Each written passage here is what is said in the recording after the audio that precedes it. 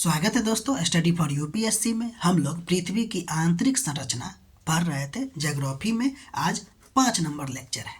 देखिए, तो हम लोगों ने पृथ्वी की आंतरिक संरचना में भूकंप के द्वारा क्या जानकारी प्राप्त होती है उसको पढ़ने जा रहे थे।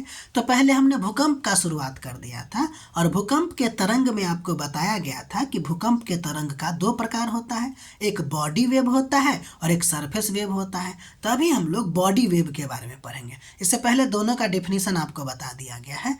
तब देखिए, बॉडी वेव आगे मतलब बॉडी वेव को 2 पार्ट में बांटेंगे। एक प्राथमिक तरंग है जिसको पी वेव कहते हैं, दूसरा सेकेंडरी तरंग है यानी कि एस वेव या गौण तरंगे भी इसको कहते हैं।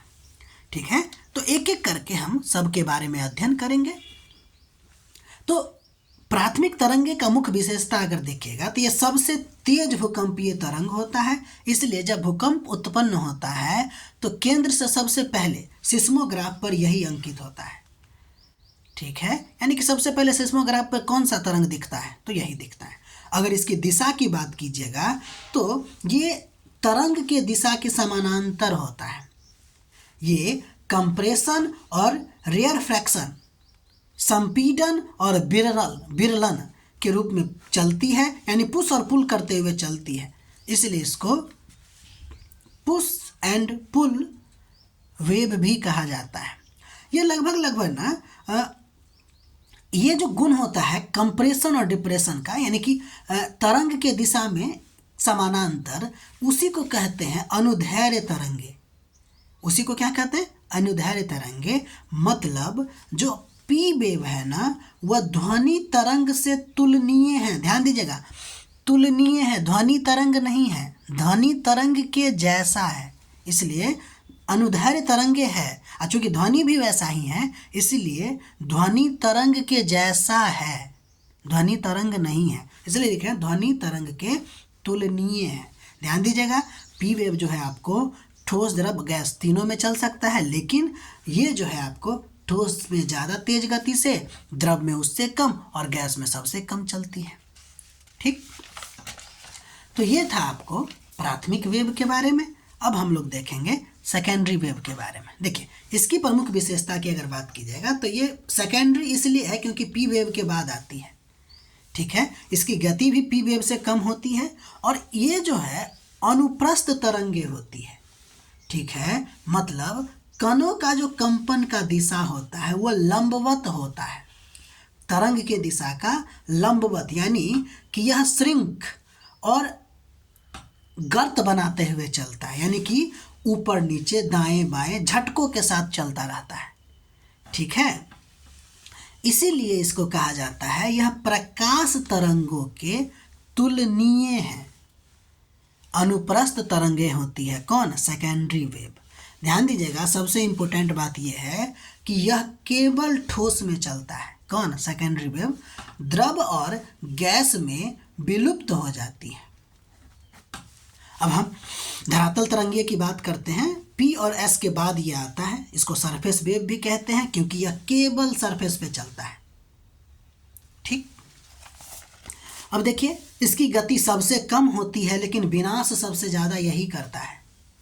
इसका 2 प्रकार होता है, एक एल वेव, लव वेव कहते हैं, और एक रेले वेव कहते हैं जिसको आर वेव कहते हैं।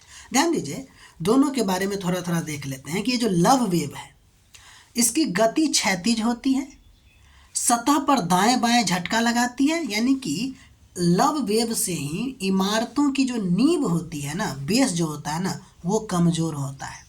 जबकि रेले वेव की अगर बात करें तो लहरदार होता है, रोलिंग मोशन में चलता है, ये ऊपर नीचे दाएं बाएं आगे पीछे सब तरह से ये गति करता है।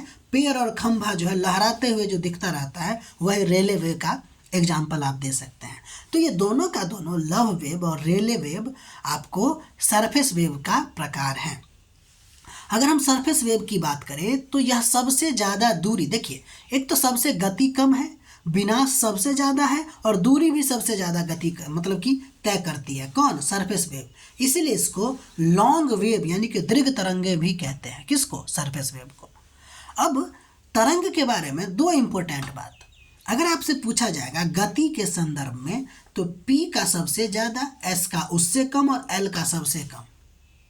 लेकिन तीव्रता, तीव्रता मतलब होता है इंटेंसिटी, इंटेंसिटी का मतलब नुकसान कितना ज़्यादा हुआ। तो एल वेव सबसे ज़्यादा नुकसान करता है, उसके बाद एस वेव, सबसे कम आपको पी वेव नुकसान करता है। ये बहुत इंपॉर्टेंट पॉइंट है। ठीक, अब हम लोग आगे बढ़ते हैं। अब हम लोग देखते हैं कि हम लोग भूकंपीय तरंग पर हैं।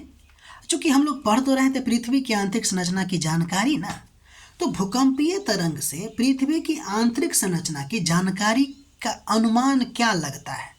ठीक है, तो इसकी बात हम लोग करते हैं। ठीक है,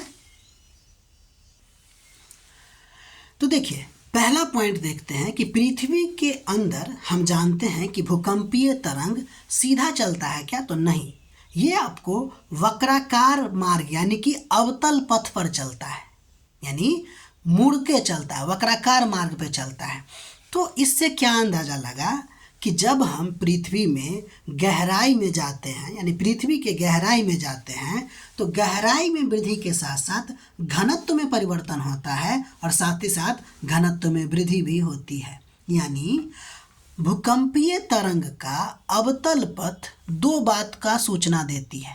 पहला, घनत्व में वृद्धि का गहराई के साथ, और घनत्व में परिवर्तन। ठीक, दूसरा बात कि जब हम पृथ्वी के अंदर जाते हैं, यानी कि जब भूकंपीय तरंग पृथ्वी के अंदर जाती है, तो किसी यानी अलग अलग स्थानों पर उसके मार्ग में और वेव में अचानक सा परिवर्तन आ जाता है। ठीक है, ये जो अचानक परिवर्तन आता है, यह हमको बताता है किसके बारे में, पृथ्वी के अंदर संक्रमण क्षेत्र या असंबद्धता के बारे में। ठीक है, असंबद्धता के बारे में, इसके बारे में हम डिटेल में पढ़ेंगे असंबद्धता क्या होता है। पहले अभी हम ये देख लेते हैं कि भूकंपीय तरंग और पृथ्वी की आंतरिक संरचना से अनुमान।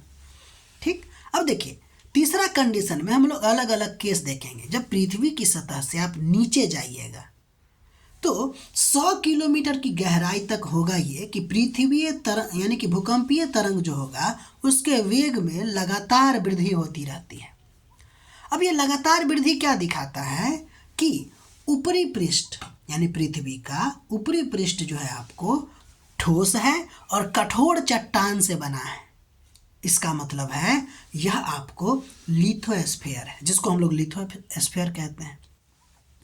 अगर हम लोग 100 किलोमीटर से फिर 200 किलोमीटर की गहराई तक जाएं तो देखेंगे हम लोग कि पृथ्वी के तरंग के वेग में कमी आ जाती है, और लेकिन फिर भी वेग में कमी आने के बावजूद भी एस वेव पाया जाता है।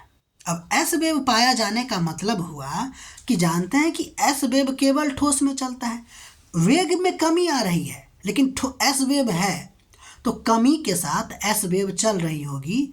तो निष्कर्ष हम निकालेंगे कि यह परत यानी कि स्थल मंडल के नीचे का परत जो है आपको अर्ध ठोस है, यानी जिसको हम लोग प्लास्टिक अवस्था कहते हैं। इससे पहले वाले लेक्चर में हम आपको प्लास्टिक अवस्था बता चुके हैं।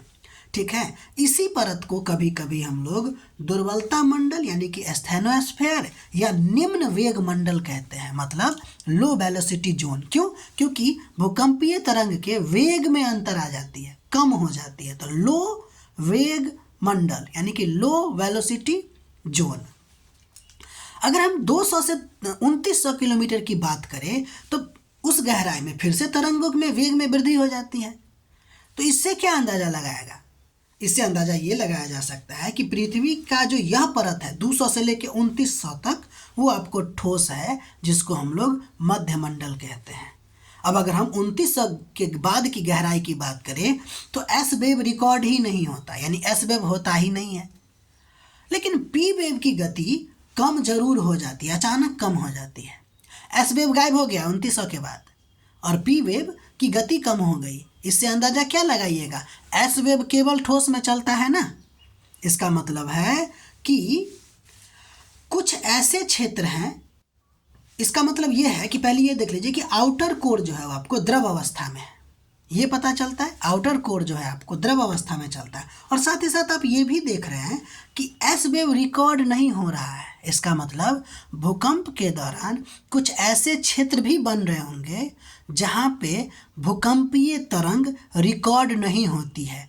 तो वो क्षेत्र जहाँ पे भूकंपीय तरंग रिकॉर्ड नहीं होता है उसको शैडो जोन कहते हैं, यानी कि भूकंपीय तरंग छाया क्षेत्र कहते हैं।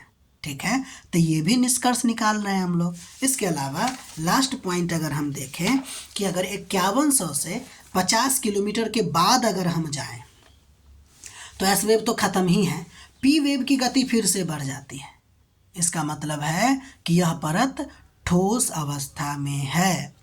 तो हम बहुत सारा अंदाज़ा लगाएं। क्या अंदाज़ा लगाएं? चुंबकीय तरंग भूकंपीय तरंग से पहला अंदाज़ा ये लगाए कि पृथ्वी में गहराई के साथ घनत्व में परिवर्तन और वृद्धि भी होती है। इसके अलावा पृथ्वी के अंदर संक्रमण क्षेत्र भी पाया जाता है। इसके अलावा पृथ्वी का जो ऊपरी परत है वो ठोस है जिसको स्थल मंडल कहते हैं। उसके बाद का परत जो है वो दुर्बल मंडल कहते हैं क्योंकि वो अर्धठोस अवस्था में है। उसके बाद का जो स्टेज है वो आउटर कोर का है, जो मतलब उसके बाद का जो स्टेज है वो ठोस अवस्था है जिसको मध्य मंडल या मेंटल के अंतर्गत रखते हैं। इसके अलावा आउटर कोर का एरिया द्रव है और इनर कोर का एरिया क्या है? ठोस है। ये अंदाज़ा हम लोग लगा पाते हैं। ठीक है, हालांकि आजकल वैज्ञानिक ने एक और इनर कोर के अंदर भी एक इनर कोर खोजने का मतलब कि कह रहे हैं कि इनर कोर के अंदर भी एक इनर कोर विद्यमान है। ठीक है, इनर मोस्ट कोर कहते हैं उसको, है ना। तो ये भी बात ध्यान रखिएगा। तो ये था आपको भूकंपीय तरंग और उससे रिलेटेड पृथ्वी की आंतरिक संरचना। हम लोग ना बहुत डिटेल अध्ययन कर रहे हैं क्योंकि यूपीएससी मेंस और पीटी दोनों को साथ लेके चलना है ना। तो इतना आप लोग नोट बनाइएगा। इससे एक क्वेश्चन भी आप लोग को बनेगा कि भूकंपीय तरंग जो है वह कैसे पृथ्वी की आंतरिक संरचना के बारे में जानकारी प्राप्त देता है। तो आपको 5 पॉइंट बताए हैं। ठीक है, इस बात को ध्यान रखिएगा। तो मिलते हैं हम लोग अगले वीडियो में।